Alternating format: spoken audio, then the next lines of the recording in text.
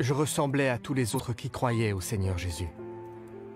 Pour accueillir le Seigneur, j'ai répandu avec enthousiasme la parole du Seigneur et lui ai rendu témoignage. Je repense à la grâce que j'ai reçue de Dieu. Je ne compte plus le nombre de fois où j'en ai reçu. C'était il y a 10 ans. À l'école, en tant qu'enseignant, j'ai commencé à répandre l'Évangile et à rendre témoignage au Seigneur. Monsieur Chen, Oui? après avoir écouté l'évangile que vous nous avez fait connaître, mon père et ma mère ont été extrêmement émus. C'est vrai? Oui, ils aimeraient vous inviter à nouveau ce week-end. D'accord. Et vous savez, mes parents aussi aimeraient vous entendre parler de la Bible. Est-ce qu'on pourrait venir pour vous écouter? Bien sûr, le Seigneur en soit remercié. Dis à tes parents que je viendrai ce week-end. D'accord. Monsieur Chen, Oui? le proviseur aimerait vous voir dans son bureau. J'y vais. Entrez. Monsieur le proviseur. Asseyez-vous. Très bien, merci. Monsieur Chen, nous aimerions vérifier quelque chose auprès de vous. J'entends dire que vous croyez au Seigneur et que vous prêchez aussi. Vous confirmez que c'est vrai? Oui, proviseur Sun, c'est exact. Je crois au Seigneur et je répands l'Évangile. Cela pose-t-il un problème? Étant donné que c'est la vérité, oui, ça pose un problème.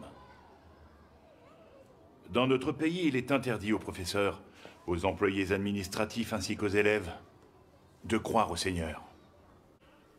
Votre croyance dans le Seigneur est une violation de la loi. Cette école doit prendre ce problème très au sérieux. Actuellement, 2 possibilités s'offrent à vous. Continuez de croire au Seigneur ou abandonner votre croyance pour enseigner chez nous. C'est à vous de choisir. Si vous voulez garder votre emploi, engagez-vous par écrit à ne plus croire en Dieu. Si vous persévérez dans votre croyance, vous serez renvoyé de la fonction publique. C'est la politique du pays. Nous n'avons pas le choix. À vous de prendre votre décision. Pourquoi il ne veut pas qu'on prenne le bon chemin en croyant en Dieu? C'est un parti maléfique. L'homme a été créé par Dieu.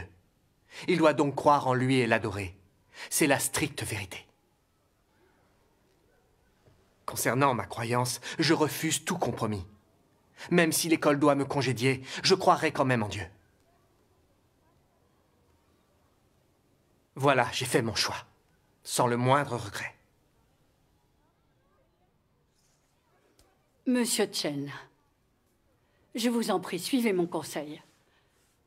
L'homme sage plie sous le vent. Dans notre pays, c'est le parti qui fait la loi. Il faut se soumettre au parti. Qui oserait aller à l'encontre des décisions du parti? Comme dit le proverbe, les faibles ne peuvent rien contre les forts. Que vous apporte votre croyance? Dieu peut-il vous loger et vous nourrir? Peut-il vous donner un emploi? Essayez d'y réfléchir. J'ai bien pris en compte tout ce que vous m'avez dit. Mais je crois que il n'y a que Dieu qui puisse décider du destin d'une personne. Le Seigneur Jésus a racheté l'humanité. C'est seulement en acceptant le Seigneur Jésus qu'on peut être absous de ses péchés et obtenir la bénédiction de Dieu et la vie éternelle. Je ne peux pas nier Dieu ni le trahir. L'argent ne protège pas de la honte et de l'infamie. De grands désastres nous attendent. Ceux qui croient en Dieu échapperont aux calamités et seront protégés. Ceux qui ne croient pas en lui et qui lui résistent, ils écoperont de catastrophes et seront détruits par Dieu. Ça suffit, Chen. Il semble que vous vouliez croire en Dieu à tout prix et que vous n'écoutiez pas nos conseils. Très bien. Puisque vous n'abandonnez pas votre foi, nous allons respecter votre choix. Je vous annonce officiellement qu'à partir de demain, vous ne travaillez plus ici. Maman, c'est l'heure de dîner. Comment tu peux avoir de l'appétit? Tu n'as plus de travail à cause de ta croyance en Dieu. Comment vas-tu gagner ta vie maintenant? Et qu'est-ce que vont dire nos voisins? Si les gens apprennent ça, ils ne vont pas arrêter de nous critiquer.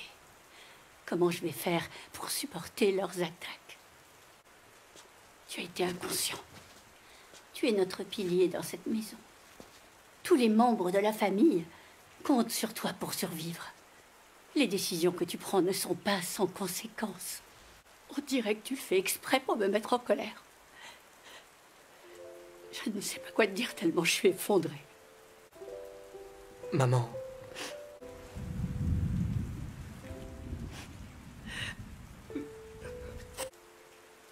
Xiangguang, nous avons raison de croire au Seigneur. Mais pourquoi ne pas y croire en secret? Pourquoi il a fallu que tu en parles? Si le Seigneur devait revenir là, dans les prochains jours, cette souffrance en vaudrait la peine. Mais il est encore trop tôt pour qu'il revienne. Combien de temps allons-nous encore souffrir? Ma foi n'est pas assez solide. Maman, Yang-mei, je comprends ce que vous ressentez toutes les deux.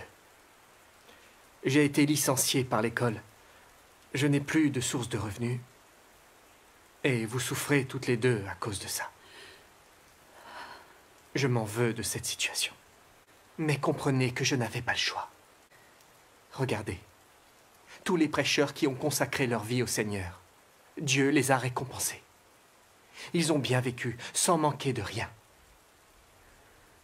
Repensez à toutes les années où nous avons cru au Seigneur. Il nous a traités avec beaucoup de bonté. La grâce du Seigneur suffit à couvrir nos besoins. Puisqu'il nous guide, remettons-nous-en à sa volonté. Le Seigneur Jésus a dit « Heureux ceux qui sont persécutés pour la justice, car le royaume des cieux est à eux. Heureux serez-vous lorsqu'on vous outragera, qu'on vous persécutera, et qu'on dira faussement de vous toutes sortes de mal, à cause de moi. Réjouissez-vous et soyez dans l'allégresse, parce que votre récompense sera grande dans les cieux. »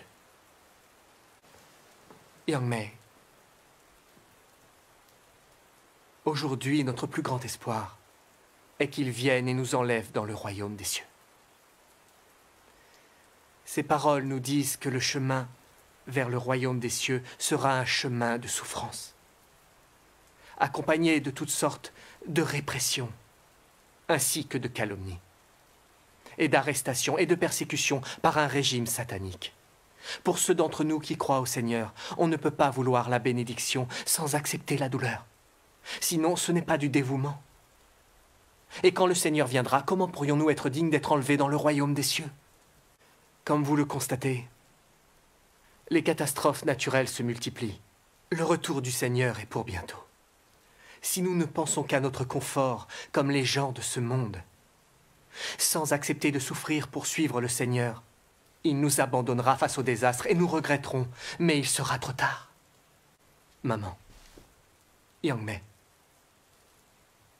bien que j'ai perdu mon emploi à l'école, je trouverai un autre travail. Le Seigneur Jésus a dit « Regardez les oiseaux du ciel, ils ne sèment ni ne moissonnent, et ils n'amassent rien dans des greniers. Et votre Père céleste les nourrit. Ne valez-vous pas beaucoup plus qu'eux? »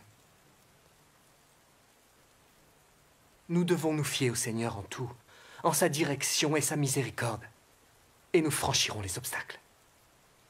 Ne t'inquiète pas.